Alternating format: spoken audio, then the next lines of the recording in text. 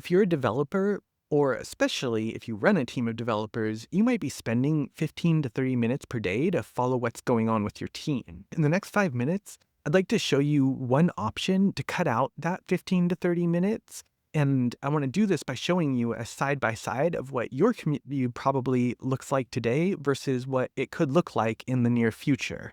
Most people who have heard of our company, GitClear, have heard of us because in 2024 and 2025, we published some widely cited research data showing how AI is putting downward pressure on code quality. But people who know us as the AI code quality company probably don't realize that for more than 6 years now, we have been continuously iterating on a commit view that improves upon what you see reviewing commits on GitHub, GitLab, or Bitbucket.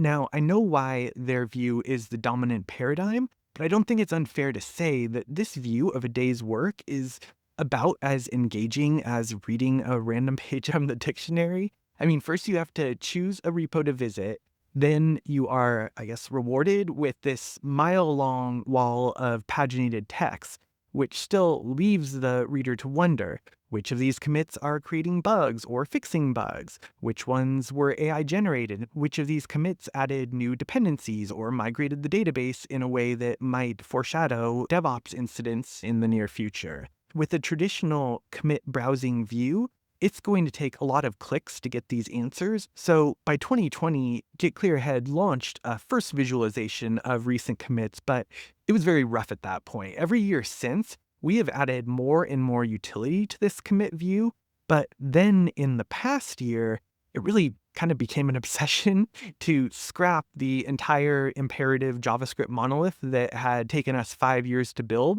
and to replace it with a functional React component.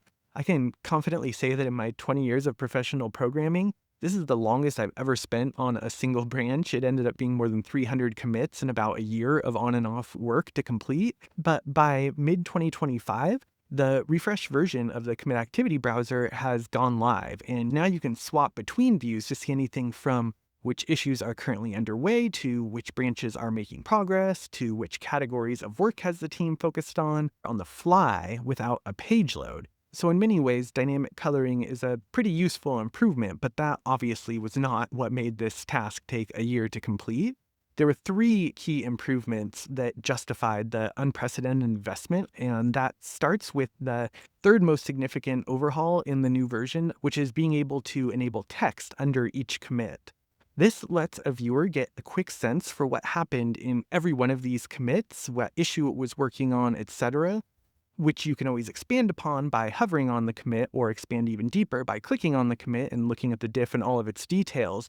The second major improvement was the speed. And I'm not sure who first said that speed is a feature, but I couldn't agree more. For our customers with 30 plus developers, it wasn't uncommon that it might take 5 seconds for the commit activity browser to load, which doesn't sound terrible, but then if you wanted to change an option, or you wanted to look at earlier commits, that was another 5 seconds and another 5 seconds, and it just wasn't enjoyable to use. So we implemented multiple layers of cacheability, and in particular, it's no longer necessary to constantly recalculate past days, which rarely change, and here is the result.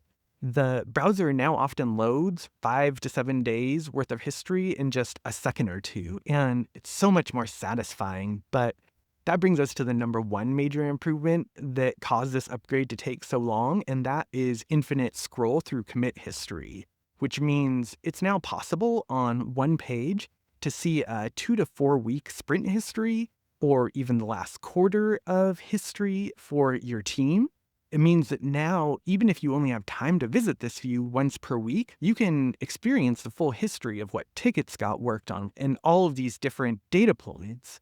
And now that we have re-architected this as declarative code, we can iterate at about 3x the speed we were able to before. So do you want to see pull request comments in this view? Would you like to see DORA events, like critical defects when they're happening, when they're resolved?